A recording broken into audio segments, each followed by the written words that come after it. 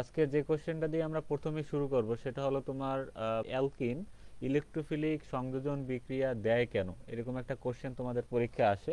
তাহলে দেখো, আমরা জানি কার্বন কার্বন দ্বিবন্ধনের উভয় কার্বনই তিনটি করে sp2 হাইব্রিড অরবিটাল গঠন করে। কার্বন কার্বন দ্বিবন্ধনের সাথে আমরা জানি যদি এর হাত থাকে এরকম দুইটা, এই হলো একটা অ্যালকিনের স্ট্রাকচার, বেসিক স্ট্রাকচার। তাহলে উভয় কার্বনেরই তোমার তিনটি করে sp3 হাইব্রিড অরবিটাল গঠন করে। আচ্ছা, এখন অনেকের কোশ্চেন যে এখানে sp3 কিভাবে হয়, এটা আমরা বিস্তারিত দেখছিলাম আগের ক্লাসগুলোতে, এখন আর এটা বিস্তারিত দেখবো না, আমরা জাস্ট একটু ধারণা নিই। আমরা জানি যে অ্যালকিনের ভিতরে কি থাকে, আমরা জানি কার্বন থাকে। তাহলে কার্বনের পারমাণবিক সংখ্যা কত? 6। তাহলে এটাকে যদি আমরা ইলেকট্রন বিন্যাস করি স্বাভাবিক অবস্থায়, তাহলে দেখো 1s2 2s2 2p2 এরকম তার ইলেকট্রন বিন্যাস হয়। এবং সর্ববহিষ্ঠ স্তরে তার s অরবিটালে থাকে দুইটা ইলেকট্রন এবং p অরবিটালে থাকে টোটাল দুইটা ইলেকট্রন। আচ্ছা, তাহলে টোটাল এখানে সর্ববহিষ্ঠ স্তরে তার 4টা ইলেকট্রন থাকে। আচ্ছা, এখন এটা যখন উত্তেজিত অবস্থায় হয়ে যায়, তখন এই যে s অরবিটাল থেকে একটা ইলেকট্রন লাফ দিয়ে তোমার এখানে p অরবিটালে চলে আসে। আমরা জানি p অরবিটালের কিছু উপ শক্তি স্তর আছে, আমরা জানি যে তিনটা এরকম ঘর থাকে পি অরবিটালে। তাহলে একটাকে আমরা 2px 2py 2pz ধরলে, তাহলে এখানে একটা আসবে, এখানে একটা আসবে, এখানে একটা আসবে। প্রথমে ছিল দুইটা, কিন্তু উত্তেজিত অবস্থায় এখানে এস অরবিটাল থেকে একটা ইলেকট্রন লাফ দিয়ে তোমার এই যে ফাঁকা ঘরটা থাকবে, সেই ফাঁকা ঘরে এসে তোমার পিতে তোমার টোটাল তিনটে ইলেকট্রন চলে আসবে। তাহলে 2px1 2py1 2pz1 এবং এস এর সাথেও তোমার একটা থেকে যাবে।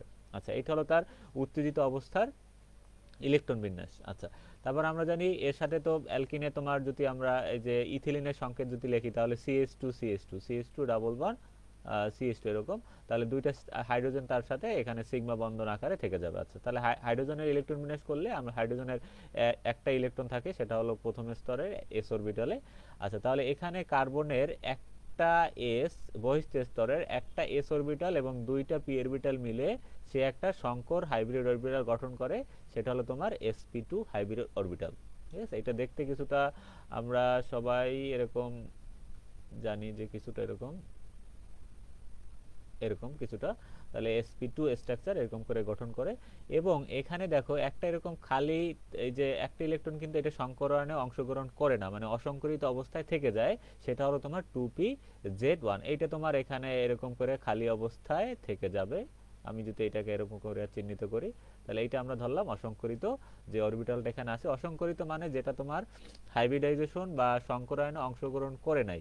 আর যে একটা এস এবং দুইটা পি মিলে যে sp2 হয়েছে, সেই sp2 হলো এই যে তিনটা। তাহলে এখানে প্রত্যেকটা কার্বনের সাথে তোমার তিনটা করে sp2 এরকম করে আছে। আচ্ছা, তাহলে এখানে দেখো এই যে sp2 এর সাথে আবার একটা হাইড্রোজেন এসে, তার হাইড্রোজেন এসে এখানে এসে যুক্ত হবে, এখানে একটা, এর সাথে একটা, আর এর সাথে তোমার হাইড্রোজেন আসবে না, এর সাথে তোমার কার্বনের যে বন্ধনটা থাকবে সেই বন্ধনটা এখানে তোমার অ্যাড হবে।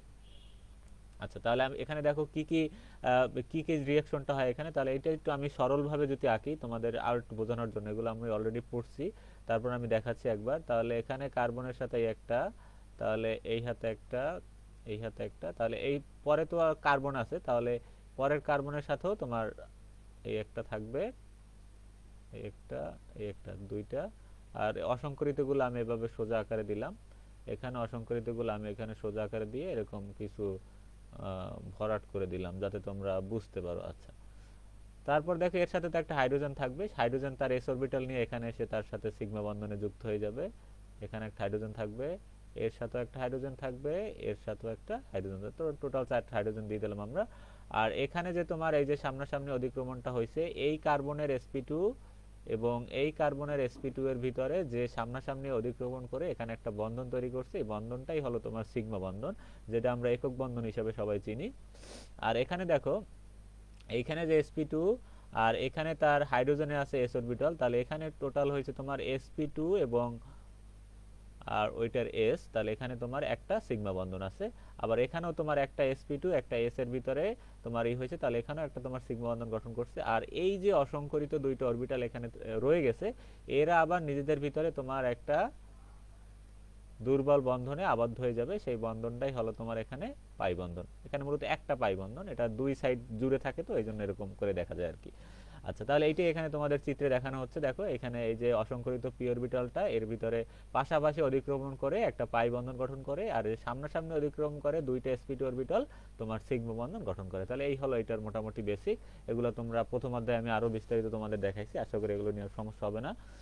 আচ্ছা, তাহলে দেখো এখন আমরা বুঝলাম যে কিভাবে তিনটা sp2 হাইব্রিড অরবিটাল গঠন করে। তাহলে sp2 হাইব্রিড অরবিটাল গঠনের পর প্রত্যেক কার্বনে একটি করে অসংকরিত তথা অক্ষত 2p অরবিটাল থাকে। ওই যেটা আমি এডমার্ক দেখলাম যে একটা করে তোমার 2p অরবিটাল এখানে থেকে যাবে।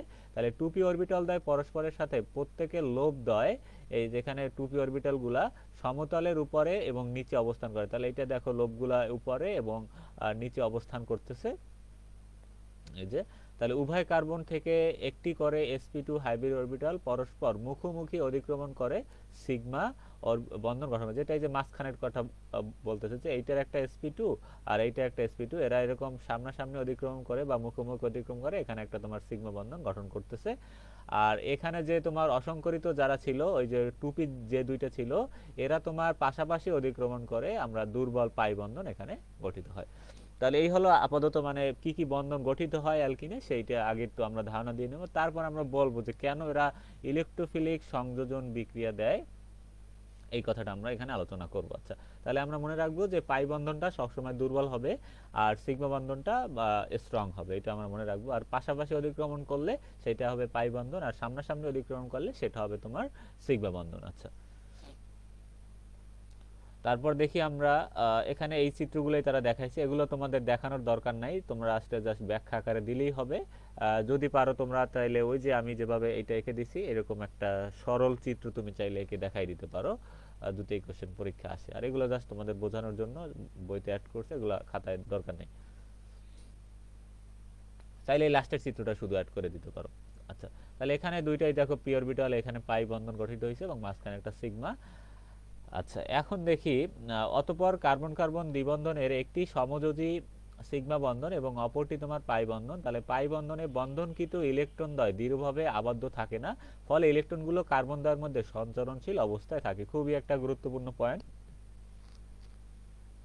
এখন আমরা জানি যে পাই বন্ধন তোমার দুর্বল এবং এর ভিতরে একটা বন্ধন গঠন করতে হইলে তোমার কি লাগবে বলতো, তোমার ইলেকট্রন লাগবে। একটা বন্ধন গঠন করতে হইলে তোমার দুইটা ইলেকট্রন প্রয়োজন হয়। তাহলে এখানে আমরা দেখলাম যে এখানে 2pz এ প্রথমে আমরা একটা পিডিএফ এ দেখলাম যে 2pz এ তোমার একটা এখানে অসংকরিত ইলেকট্রন থেকে যায়, ঠিক আছে। তাহলে এই যে অসংকরিত ইলেকট্রনটা এবং এই কার্বনে তো আরেকটা অসংকরিত ইলেকট্রন আছে, তাহলে এরা তোমার সঞ্চরণশীল মানে চলাচল করতে পারবে, এরা বন্ধনের ভিতর দিয়ে এরকম পাই বন্ধনের ভিতর দিয়ে এরা চলাচল করতে পারবে, এক জায়গা থেকে এক জায়গায় এরকম যেতে পারবে। এই জন্যই বলা হয় যে ইলেকট্রন, ফলে ইলেকট্রনগুলো পাই বন্ধনে বন্ধনকৃত ইলেকট্রন দেয়। তাহলে পাই বন্ধনে টোটাল তোমার কয়টা ইলেকট্রন আছে, দুইটা ইলেকট্রন আছে। তাহলে একটা হলো এই কার্বনের অসংকরিত যে ইলেকট্রনটা ছিল সেইটা, আর একটা হলো এই কার্বনের যে অসংকরিত ইলেকট্রন ছিল সেইটা। তাহলে এরা তোমার দৃঢ়ভাবে আবদ্ধ থাকে না বিধায় এরা তোমার কার্বনের ভিতরে তোমার এখানে চলাচল করতে পারে। তাহলে এখানে এরা এক জায়গা থেকে এক জায়গায় সঞ্চরণশীল হতে পারে, অর্থাৎ কার্বন কার্বন বন্ধনটি ইলেকট্রন সমৃদ্ধ হয়। তাহলে এই যে কার্বন কার্বন দ্বিবন্ধনটি তোমার ইলেকট্রন সমৃদ্ধ হয়, কারণ এর আশেপাশে তোমার ইলেকট্রন ঘোরাফেরা করে। সেটা হলো তোমার অসংকরিত যে পি অরবিটাল ছিল সেই পি অরবিটালটা।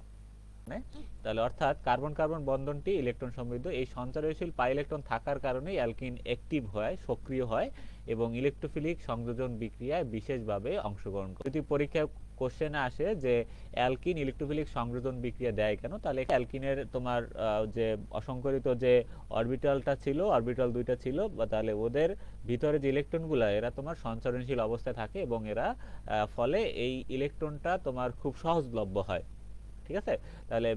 তাহলে এই সহজলভ্য হওয়ার ফলেই এরা তোমার খুব সহজে ইলেকট্রোফিলিক সংযোজন বিক্রিয়ায় তোমার বিশেষভাবে অংশগ্রহণ করে। ইলেকট্রন দুইটা এটা তোমার ইলেকট্রোফাইলের জন্য খুব সহজবোধ্য হবে, মানে এ খুব সহজেই এই ইলেকট্রন দুইটাকে তোমার নিয়ে যেতে পারবে, এখান থেকে একে অ্যাটাক করে এখান থেকে নিয়ে যেতে পারবে। এটা হলো ইলেকট্রোফাইল, এটা হলো প্লাস চার্জ ধর্মী, আর আমরা জানি ইলেকট্রন মাইনাস চার্জ ধর্মী। তাহলে ও একে অ্যাটাক করে তোমার ইলেকট্রনটা নিয়ে গিয়ে দেখো এই যে আলাদা হয়ে গেছে এখানে। আচ্ছা, তাহলে পরীক্ষা করে দেখা গেছে এখানে কিছু বন্ধনের কথা আছে, এগুলো দরকার নাই। তুমি চাইলে এই লাস্টের স্টেপটু চাইলে ওটার পর অ্যাড করে দিতে পারো। তাহলে অ্যালকিনের দ্বিবন্ধ হয় কার্বন দ্বয় এবং তাদের সাথে পরমাণু বা গ্রুপগুলো সমতলে বিন্যস্ত, ওই কথা একটু আগে আমরা বলে আসছি। তাহলে পাই বন্ধন এবং পাই বন্ধনের ইলেকট্রন মেঘ রূপে দুই কার্বনের উপরে এবং নিচে অবস্থান করে। তাহলে এই যে ইলেকট্রন মেঘ যেটাকে বলি আমরা, তাহলে আমরা বেনজিন সবাই চিনি, তাহলে বেনজিনেরও এরকম তোমার সঞ্চারণশীল পাই ইলেকট্রন মেঘ থাকে, এটা অনেকে জানো না হয়তো। তাহলে বেনজিনের যে ভিতরে আমরা যে এই যে চক্রাকার যে জিনিসটা দিই, চক্রাকার জিনিসটা দেওয়ার মানেই হলো এখানে যে পাই ইলেকট্রন গুলো আছে এরা এরকম সঞ্চারণশীল, মানে এরকম চক্রাকার এরা ঘুরতে থাকে, উপরে একটা এরকম পাই ইলেকট্রন মেঘ থাকে বেনজিনের উপরে এবং নিচে। ঠিক আছে, এই জন্যই জাস্ট ওইটাকে বোঝানোর জন্য আমরা বেনজিনের মাঝখানে একটা এরকম একটা সার্কেল আঁকি আর কি। ইলেকট্রোফাইল পাই ইলেকট্রোফাইল মেঘ দ্বারা আকৃষ্ট হয় এবং তোমার পাই বন্ধন দুর্বল হয়, পাই ইলেকট্রন সহজপ্রাপ্য হয়। তাহলে পাই বন্ধন যেহেতু দুর্বল, তাহলে ইলেকট্রোফাইল খুব সহজেই একে অ্যাটাক করে একজন ইলেকট্রন নিয়ে সে এখান থেকে বেরিয়ে যেতে পারবে আর কি। তখন কার্বনটা তোমার এখানে প্লাস চার্জ বিশিষ্ট হয়ে যাবে, মানে কার্বনের তোমার ইলেকট্রন একটা ঘাটতি হয়ে যাবে, তখন এই জন্য এটা চার্জটা কি হয়ে যাবে তোমার প্লাস চার্জ হয়ে যাবে।